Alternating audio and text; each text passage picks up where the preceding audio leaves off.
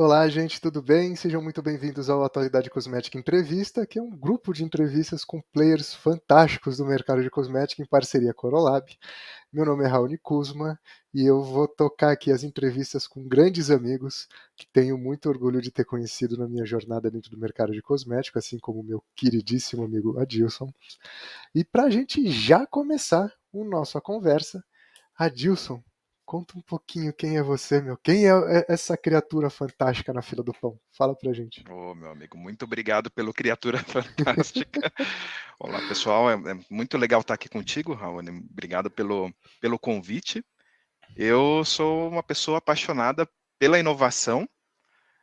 Atualmente, né, trabalho liderando um laboratório que pesquisa novas moléculas, novas aplicações, novas facetas. Sou responsável aqui pela América Latina, estou num processo aí breve de ir para fora do país, justamente agregando essa questão de inovação, levando uma visão aqui latino-americana para uma visão mais global.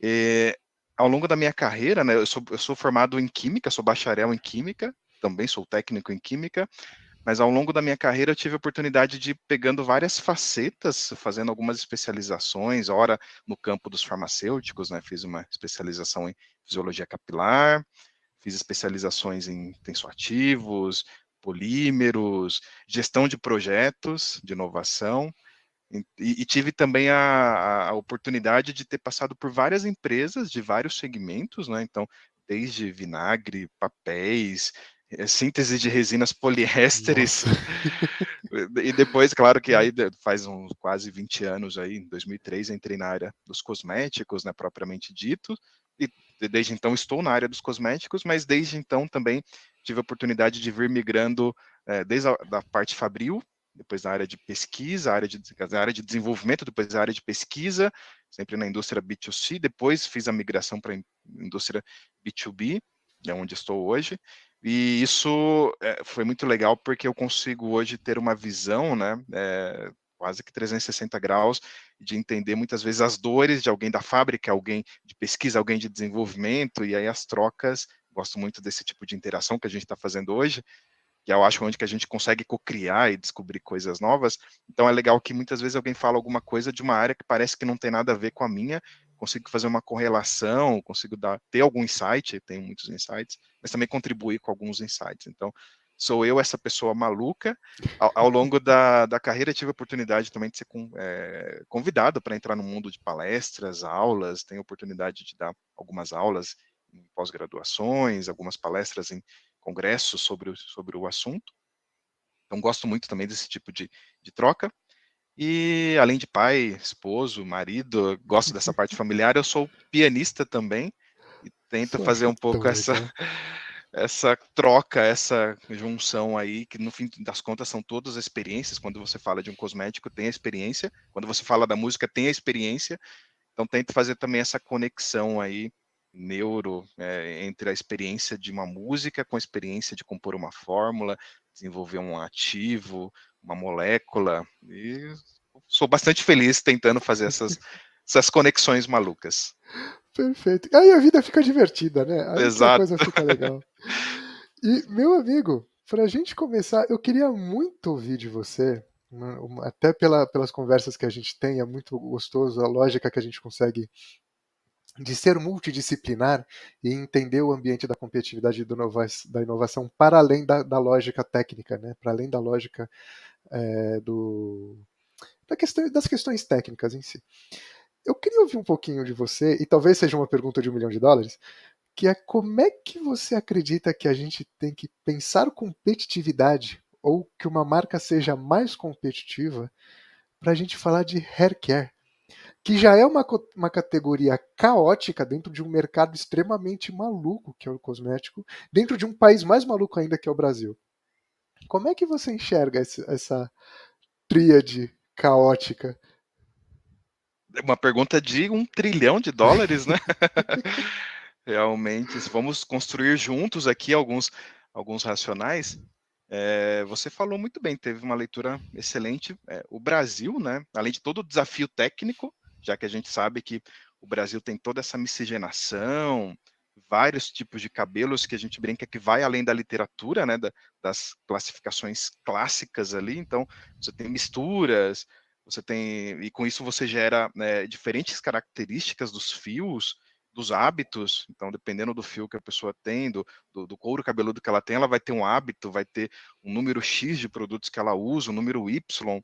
Então, realmente é complexo e tem toda a questão do clima. Então a gente brinca que aqui nas ruas, né, esse tipo de desafio, se for bem vencido, com certeza a gente consegue exportar muitas coisas boas para fora do país, como vem acontecendo. E aí o desafio que você fala, que você trouxe, como ser competitivo, né? Já que realmente cada pessoa é única, tem a questão da personalização, customização, como que a gente consegue então ser competitivo e desenvolver coisas que funcionem um preço acessível e que as pessoas queiram comprar. Não tem uma fórmula mágica, mas assim, eu trago muito mindset que tem se falado hoje, né, eu vou falar da metodologia ágil, mas Claro, pode ser claro. qualquer coisa no fim, porque esse mundo que a gente vive é bastante caótico, bastante instável, bastante imprevisível, né? Então, como realmente é, desenvolver, seja um produto, seja uma tecnologia, que a gente sabe que ali colocando a barriga na bancada mesmo, fazendo o produto, você vai levar um tempo, como conseguir realmente ter esse tempo, esse time to market que se fala, e conseguir atender aquela demanda daquela pessoa, daquele consumidor, daquela classe, tudo sem perder o foco. Então, o mindset ágil, ele fala muito dessa questão de que para ser competitivo, né, para você para que alguém queira comprar, seja o seu produto, seja a sua tecnologia, você tem que resolver o problema de alguém. Essa é a primeira coisa. E nós cientistas, né, tem muito essa questão de se apaixonar às vezes pela solução, pela ciência, pela molécula. Essa questão, desenvolvi um negócio muito legal aqui, estou apaixonado por ele. É legal também, obviamente, mas tem uma máxima que diz que você tem que se apaixonar pelo problema. Você tem que entender muito bem a faceta do problema, da dor, seja do cliente, do seu stakeholder, porque você entendendo muito bem o problema que você quer resolver, o modo, o que, o como que você vai fazer é consequência, e aí você é algo que você vai desenvolver, seja internamente, seja externamente, enfim, tem várias maneiras, mas você realmente entendendo o problema da pessoa, do consumidor, aquilo que você vai desenvolver realmente vai de encontro a resolver aquele problema, então você consegue com isso aumentar a atratividade, a atração pelo que você está desenvolvendo, né? É um pouco aí que você consegue diferenciar. Então, ficou um pouco abstrato, mas É aterrizando um ótimo. pouquinho, aterrizando, o que isso significa? Significa assim que quanto mais trocas como essa a gente está fazendo aqui, quanto mais interações você tiver para entender o problema, mais facilita a tua vida para criar a solução. O que eu quero dizer com isso? É, hoje a gente tem várias tecnologias, digitalização, equipamentos avançados e tudo mais, e o ser humano evoluindo, super complexo.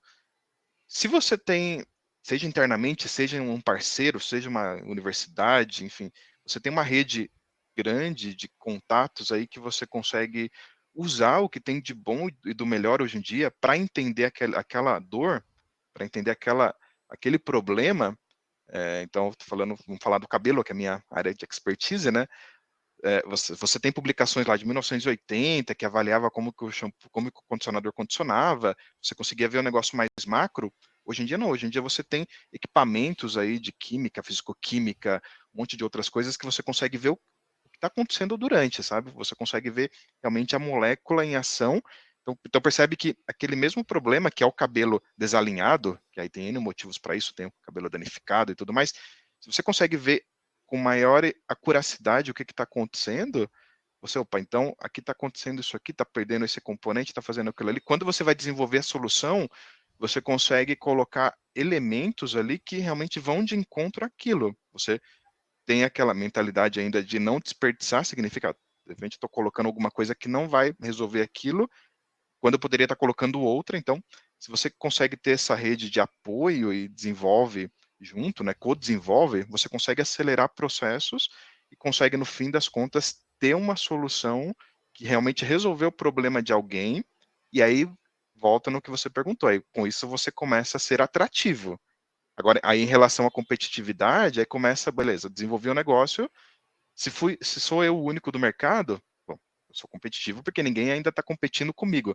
Mas a partir do momento que aí, opa, as pessoas outras começam a ver, deixa eu desenvolver algo parecido. Aí começa você tendo que já pensar na 2.0, 3.0, pensando, seja agregando benefícios, seja reduzindo custo, enfim. Então, mas começa sempre por aí, de você resolver o problema e depois pensando maneiras de otimizar essa resolução do problema para que você se mantenha competitivo nesse mercado tão caótico. Uma pergunta tão caótica teve uma resposta talvez tão caótica quanto espero ter fechado o meu raciocínio. Não, e foi perfeito. E eu acho muito legal a lógica que você trouxe, porque ele dá um pano para manga para a gente entrar em temas que geralmente no mercado, pensando no conteúdo, a gente não entra. Né, que é sair do ambiente técnico, sair do ambiente marketing, sair do ambiente de comunicação para entrar no ambiente problema.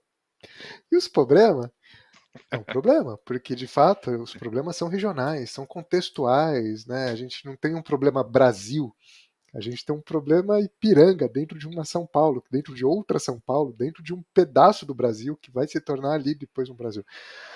Como é que você enxerga essa relação da maturidade, e aí nem pensando só P&D, dos tomadores de decisão do mercado para entender a relação entre problema, solução, para gerar uma experiência e a partir dessa experiência gerar uma percepção de valor que no final das contas, inovação é percepção de valor, né? Exato, exato, exato. Nossa, pergunta fantástica. Enquanto Uhum. você estava falando da pergunta, eu lembrei que o que você falou dessa questão do problema, né? No fim, somos pessoas, somos complexos. E falando da maturidade, né? Como que as pessoas veem essa maturidade para separar problema dos outros aspectos? Eu vejo assim que as empresas, os profissionais estão evoluindo e entenderam que no fim das contas a gente está falando sobre pessoas. No fim das contas são pessoas. Uhum. Então muito se brinca, né? Que tudo bem, tem a questão de ferramentas, digital, mas no fim são pessoas que ainda estão usando. Daqui a pouco vai ter os robôs ali fazendo alguma coisa, já estão tomando decisões, mas hoje são pessoas que compram os produtos no fim das contas. E aí o livro que eu comecei a falar é que, veja o nível da maluqueza, né? Que eu vi um cara, um físico, que escreveu um livro sobre marketing e que fazia justamente essa avaliação essa correlação, né, de que nós humanos, nós somos um pouco parecido com a luz, e a luz tem hora que ela se comporta como partícula e tem hora que ela se comporta como onda. Quer dizer, o mesmo elemento, ele Que tem um legal. comportamento Uhum. diferente. É muito legal.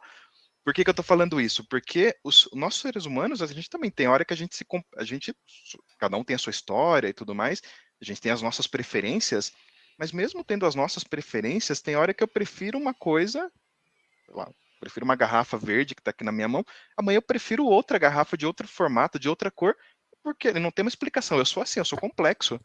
Agora imagine isso, trazendo isso para o nosso desafio de resolver problemas. Pense que a gente entende o problema no começo do projeto e tem momentos que você tem interações com o teu stakeholder ali para validar se está resolvendo o problema. Então, ele validou para mim amanhã e pode ser que depois de amanhã a mesma pessoa que validou não queira comprar. Então, como que isso vai acontecer, né? Como que isso me impacta? Impacta diretamente, né? Porque eu lancei a solução baseado naquilo. Então, assim, as empresas estão entendendo que para chegar nesse nível de maturidade que você perguntou, tem que ter uma interação com pessoas que entendam de gente, né? Então, tem muita gente se especializando nesse campo comportamental, de, de entender como que as pessoas estão evoluindo. Isso é algo que sempre veio sendo estudado, obviamente, mas hoje teve um foco maior, né, para justamente garantir que a experiência da pessoa aconteça. Então, quando a gente está desenvolvendo um cosmético, uma solução, qualquer coisa que seja, como a gente quer que a pessoa tenha experiência, ela vai resolver um problema, obviamente, mas ela vai ter uma experiência a partir daquilo. Então, se você tem isso no centro das suas discussões, você consegue garantir que a tua molécula está prevenindo um dano que aconteceu, está reparando um dano que aconteceu num procedimento químico, qualquer procedimento que você fez no cabelo, mas a experiência vai ter que estar junto ali para que ela goste daquele momento e para que ela recompre aquele produto e que ela tenha a aderência ao tratamento. Quando a gente fala de tratamentos mais a longo prazo, por exemplo, scalp care, você tem que usar um tônico, por exemplo, muitas vezes por 3 meses, 6 meses, para começar a ver, por exemplo, o teu cabelo crescer, alguma coisa assim. Então, imagine o nível de exigência da experiência do consumidor nesse caso para que ele se engaje nessa solução, para que ele se engaje nesse ritual aí de tratamento e de tratamento e eficácia ao longo do tempo. Então, é um pouco assim que eu vejo que o ser humano foi trazido para o centro para ajudar nesse entendimento do comportamento e ajudar também no delineamento de soluções a partir desse maior entendimento. Perfeito. E, meu, eu lembro de uma vez, inclusive a gente estava fazendo uma live junto, e eu queria trazer esse ponto que eu acho bastante importante, que é a lógica do não linear. Vou colocar não linear por enquanto para não dar spoiler. E eu me lembro de um jeito muito bacana, que você foi extremamente elegante, que eu tava todo empinado falando, não, porque o mundo VUCA, você falou, então, filhão, acontece uma coisa, o mundo VUCA já é antigo, a gente tá no Bunny. Aí eu queria muito que você pudesse explicar um pouco do mundo Bunny pra gente, até para que quem esteja vendo a gente, ou ouvindo, ou lendo, entenda a tragédia do contexto que a gente está, de fato, quando a gente pensa em inovação, e também, a partir dessa percepção do Bunny, como é que a indústria está se movimentando, na sua visão, tá? Está se movimentando para fazer esse alinhamento entre algo que é totalmente incompreensível com algo que precisa se tornar matéria. Vamos lá, eu vou colar aqui que eu nunca lembro a definição as letras, né? Eu vou colar o que é Bunny, mas a gente fez essa piada, né, de que já estava desatualizado. Eu também, eu conhecia essa metodologia ágil, né, recentemente, em 2019. Eu estava muito em busca, né, da transformação digital. Quando a gente fala em P&D, quando a gente fala em desenvolver novas formulações, novos ativos, são tarefas ainda muito time consuming, como a gente fala, né? Então, você entre tirar a ideia da cabeça, colocar no papel e realmente ter um resultado, não é padaria, como a gente brinca, né? Tem que ter várias etapas ali de você fazer a formulação, primeiro pensar na formulação que você vai fazer, ou no ativo que você vai desenvolver, ir para a bancada, acontecer muita coisa errada, você aprender com aquilo, depois voltar para a bancada. Então, teve experimentos, teve fórmulas, por exemplo, que eu vi lá, foram feitas 80 para chegar numa boa, sabe? Então, e é legal que você vai aprendendo nesse processo, mas perceba o tempo que você vai consumindo entre fazer a fórmula, medir as características da fórmula, às vezes até medir estabilidade, que é obrigatório, então são semanas, meses, então perceba que o processo para desenvolver é longo, e aí eu fui em busca da transformação digital para entender como que isso diminuiria esse time to market, como que a gente aprenderia com os projetos que já foram feitos e usaria isso a nosso favor para predizer. Então, quando eu fiz a minha gestão de projetos, né, o MBA em gestão de projetos, eu estava muito responsável, eu estava responsável por projetos breakthrough, de inovação radical, e das grandes dificuldades que eu tinha era quanto tempo eu vou gastar nesse projeto, né? Quais são os milestones? Quanto que eu vou gastar nesse projeto? Eu não sabia nesse projeto ia dar certo, era uma ideia maluca que estava na minha cabeça, então eu não sabia muitas vezes como planejar isso. Foi aí que eu fui atrás do MBA, tive muitas insights, orientações de como desenhar então, mas ainda eu percebia esse calcanhar de Aquiles do tempo envolvido. E aí, voltando à questão, opa, teve projetos, por exemplo, que eu liderei que levaram 3 anos e meio. Poderia levar até 5. Imagina Uau. ter mapeado o problema no começo e 5 anos depois garantir que ele ainda se mantém atrativo, né, competitivo, e que aquela solução se mantenha viável e competitiva. Então, a transformação digital, quando eu fui buscando, era para tentar diminuir esse tempo, e aí fui no congresso de startups em São Paulo, chamado Wolf, se eu não me engano, e lá todo mundo falando, né, sobre essas palavras VUCA, sprint, daily meeting, dashboard, coisa do tipo, né? Falei, eu consigo, comecei a perceber alguns padrões, né? Estão falando alguma coisa aí que eu não estou sabendo. Como que é isso, né? Aí foi que eu entendi que eles estavam falando do mundo VUCA, da metodologia ágil, né? E aí vários frameworks Kanban, Scrum e tudo mais. Beleza, aí comecei a falar também, né? Opa, tô falando VUCA agora, olha aí, ó, já tô na moda, né? Mas aí, pouco tempo depois, e o mundo VUCA, né? A definição do mundo VUCA é que é um mundo volátil, né? De ver, incerto, um mundo complexo e um mundo ambíguo. Então, total sentido assim com o que a gente vinha passando ali em 2019, né? Volátil, incerto, complexo, ambíguo, né? Então, soluções que para mim funcionariam, para outros não funcionariam. Olha, ambiguidade, complexo, problemas que eu muitas vezes não estava nem claro como desenhar. E aí veio recentemente, né? Um pouco antes ali da pandemia começar, e aí a pandemia veio chancelando. Aí veio que agora não, se você que fala VUCA e se sente o descolado, né? Esqueça que já é coisa do passado. Já mudamos o chip, agora é mundo Bunny. É bem parecido, na verdade.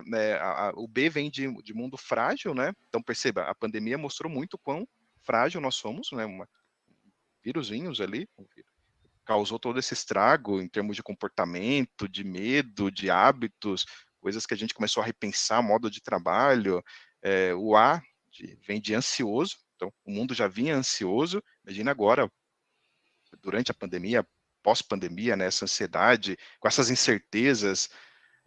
O N vem então de não linear, que realmente pensando até inteligência competitiva, né, que você tenta prever o que vai acontecer daqui 5, 10 anos para desenvolver alguma coisa, uma tecnologia que está faltando. Imagine agora se é algo que não é linear, como que a gente consegue, então, realmente prever, construir modelos, predições. Então, é um mundo não linear.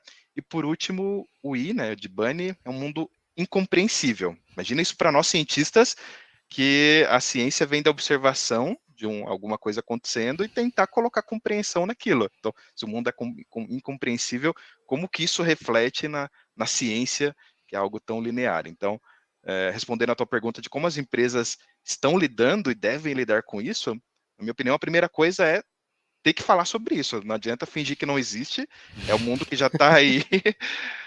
Tem que, Tá você certo. falando ou não, ele está aí e já está te impactando, porque são as pessoas que estão comprando os teus produtos que estão passando por esse contexto. Então, as empresas têm que falar sobre isso, trazer o bode para a sala, como você fala, né?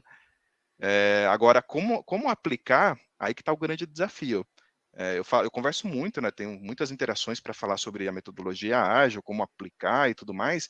E, na minha opinião, não vou dizer grande sacada, mas a grande percepção é que não tem uma regra, sabe? A partir do momento que você sai de uma metodologia cascata, como a gente fala, né, uma gestão de projetos cascata, tem os seus modelos, templates, os seus rituais e tudo mais, implementa uma outra que tem os seus rituais também, você fala, não, beleza, então agora eu saí de uma cartilha, vou para outra. Se você fizer isso, na minha opinião, na minha humilde opinião, você não entendeu por que você precisa mudar de um modelo para outro. Se você simplesmente muda de uma maneira automática de fazer e passa a fazer outra, você pode até continuar é, gerenciando o teu projeto, entregando o que você quer entregar, mas com grande risco de não gerar valor.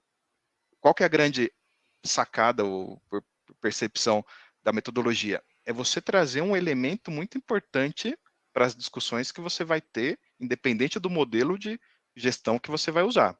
Pode continuar usando o mesmo modelo cascata, mas se você trouxer esse elemento para cá, é o que causa a diferenciação e a competitividade, que é o quê? Entender que o mundo está maluco. Você começou o projeto, ó, tive uma ideia brilhante aqui, ó, vou resolver o problema de um monte de gente. Beleza, começou hoje. Se você esquecer agora de continuar monitorando o ambiente onde você detectou esse problema e ficar focado na tua solução, você pode ser super rápido, você pode desenvolver a solução em uma semana, exagerando ao máximo aqui, porque ninguém consegue, mas em uma semana, de um mês, 6 meses, você pode ser brilhante, desenvolver, mas daqui a pouco você não entregar valor para ninguém, porque aquele problema já evoluiu. Pega o mundo Bunny, que é essa questão da não linearidade, ansioso, complexo, você vai ver que mudou.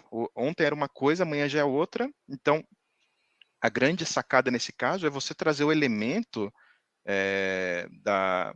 do monitoramento e conversa. Então, tem um grande valor ali que fala que você tem que ter a interação com os indivíduos, né? Então, e esses indivíduos pode ser todo mundo, pode ser interno, pode ser externo, Pode ser você conversando com um salão de cabeleireiro, você conversando com um instituto de pesquisa de cabelos que consegue ver o que está acontecendo na hora que ele está crescendo. Então, se você maximiza essa interação com os indivíduos, aquela ideia que você teve, você pode ter tido uma ideia sozinho, mas você tem que agora abrir para todo mundo a sua ideia, porque é durante o desenvolvimento dela que você vai conseguir tirar alguns elementos que talvez não façam sentido e agregar outros elementos durante, e aí garantir que se o problema que você detectou no começo mudou, e ele vai mudar, sempre vai mudar, você também consegue mudar a sua solução. Você começa a pensar numa molécula X, num tipo Y de substanciação, de mensuração, e conforme ele vai mudando, você consegue perceber que, opa, então agora eu preciso medir de outra maneira, e aí tudo bem, você entrega em 6 meses, quanto tempo for necessário, mas você garante a aderência do que você está propondo com o problema inicial e que teve já uma roupagem nova, e aí você garante o match, aí você garante que está conseguindo inovar e está conseguindo realmente se diferenciar e continuar competitivo. Complexo a Perfeito. resposta, mas porque envolve toda essa complexidade também de monitoramento, né? Não, e é incrível porque você foi super didático e se deu um outro ponto para a gente bater um papo sobre uma coisa que eu acho interessante, que é quanto maior o alvo, né, dentro de um mundo que é incerto, maior é o risco, né, e a probabilidade da gente acertar é quase ínfima. Você acredita, e aí é uma percepção muito minha, tá, até baseada em projetos que eu já trabalhei e quando a gente começa a entrar em lógica de comunicação, interação, cocriação, informação de valor, a gente precisa ser o mais específico possível. Você acredita que o Bunny, dentro desse contexto que você falou, que eu achei extremamente importante, e também da interação com o público, e aí de fato traduzir de forma elegante, tirar a bunda da cadeira e ir até onde o público está para entender o que é dor para ele, você acredita que a gente vai em algum momento sofrer algo como uma hiperregionalização? E dentro dessa hiperregionalização, quanto maior e mais específico for o nicho, a categoria e a linha de produto, mais assertivo a gente vai ser? Ou você acredita que mesmo nessa lógica do Bunny, produtos de massa que dão tiro para tudo que é lado e tem 15 versões para entregar a mesma coisa e basta você ter cabelo para comprovar isso, vão continuar ainda tendo espaço? Vamos lá. Claro que a gente brinca que tem produtos para todos os gostos, bolsos e ocasiões, né? Mas você trouxe um ponto importante da hiperregionalização. Hoje tem muito a questão da customização, então tem muito mesmo essa questão de que cada pessoa é única, tem os seus hábitos. Claro que você consegue muitas vezes clusterizar e dividir um nicho de pessoas e tudo mais, mas cada vez está mais claro, né, que as pessoas têm gostos, que a gente acabou de falar, da pessoa sendo uma luz, né, partícula e onda, ela é complexa, uma fragrância que eu gosto hoje pode ser que eu não goste amanhã, então pense nisso quando você quer customizar um produto. A pessoa gosta da rota tecnológica, mas a fragrância ela não gosta, e todo mundo sabe que uma fragrância é polarizante na decisão de um cliente de usar ou não recomprar o produto, né? Então, assim, o que eu vejo, né? Eu vejo que é, tem muitos estudos para entender mesmo essa questão única de cada indivíduo, de entender as necessidades, os tipos de cabelos, por tipo de cabelo, quais são as necessidades latentes ali, o que está acontecendo, o que já veio geneticamente, o que foi criado pela exposição, fotoquímica, química, coisas do tipo.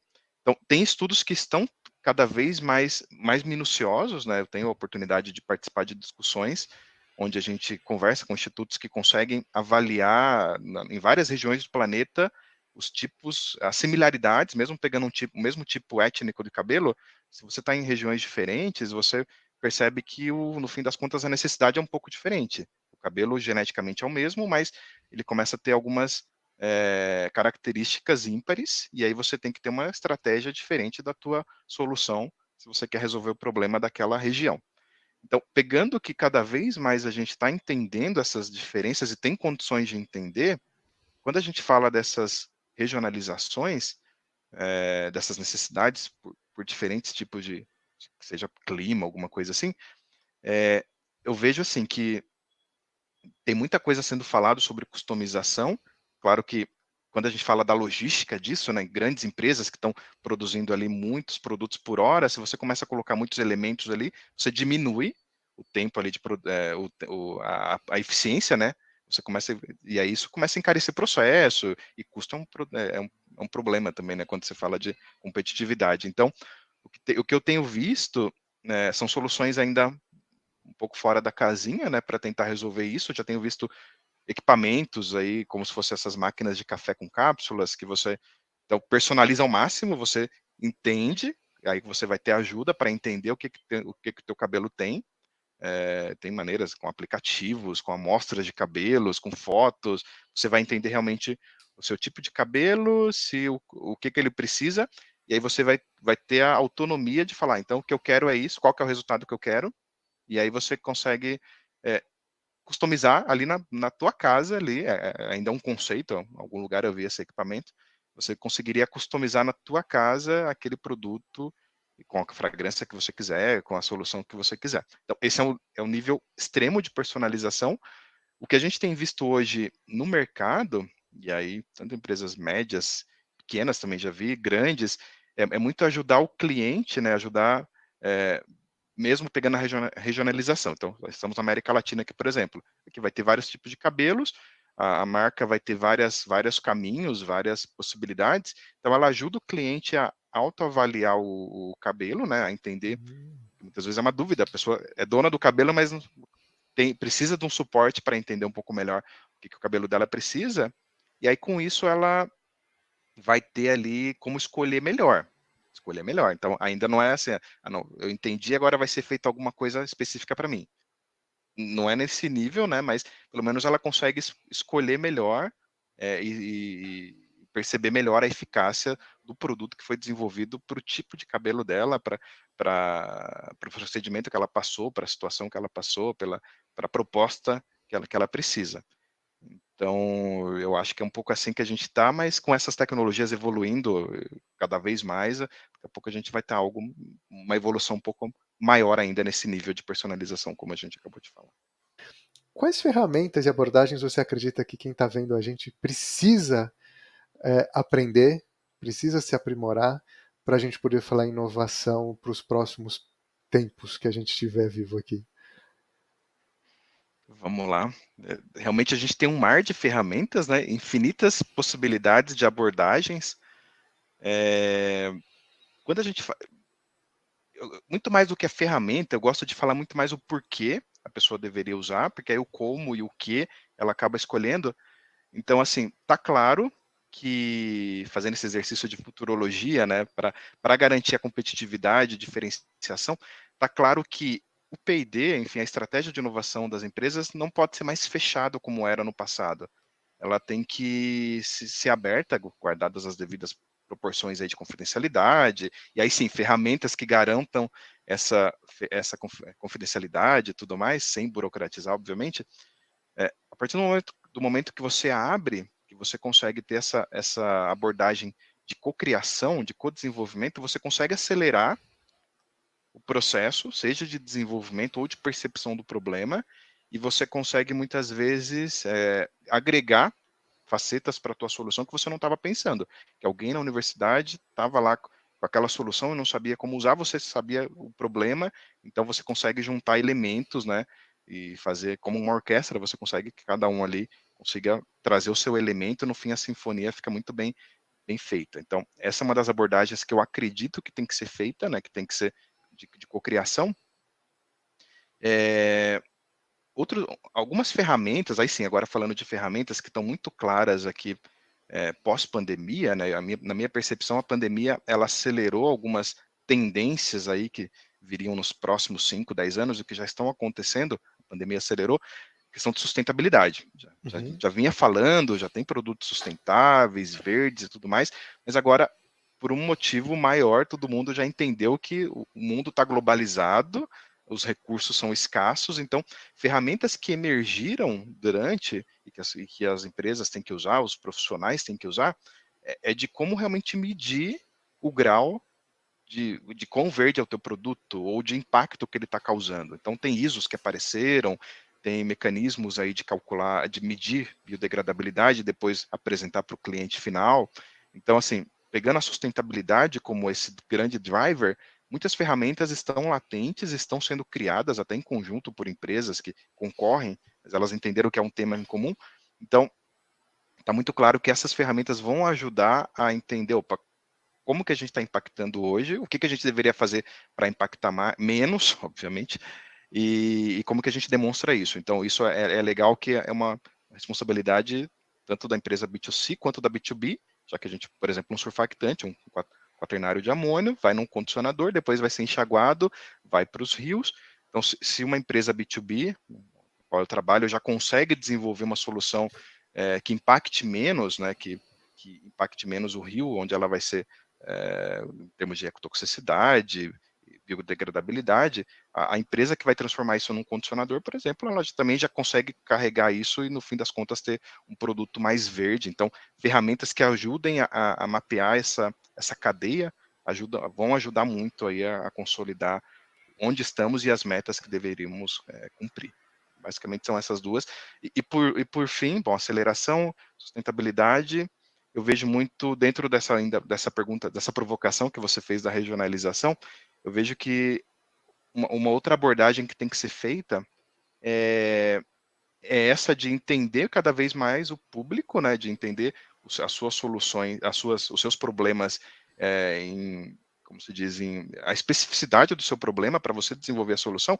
E muitas vezes esse entendimento tem a ver com a cocriação, mas também tem a ver com essa maneira de que muitas vezes você tem uma maneira de avaliar o problema, eu tenho maneiras instrumentais, por exemplo, mas seria muito interessante ter uma parceria com um salão de cabeleireiro, alguma coisa assim, para que ele traga a visão dele também, então uma abordagem de cocriação, mas ao nível de delineamento do problema, para que todo mundo consiga opinar e trazer os seus insights e ter uma avaliação mais holística, no fim das contas, do problema e depois da solução, para que realmente agregue valor no fim das contas.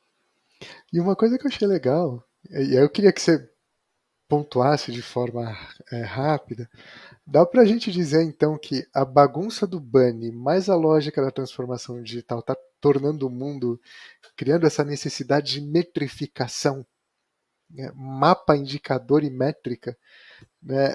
É mais ou menos isso, né? A gente pode entender que no final das contas não cabe mais achismo. Exato, fatos.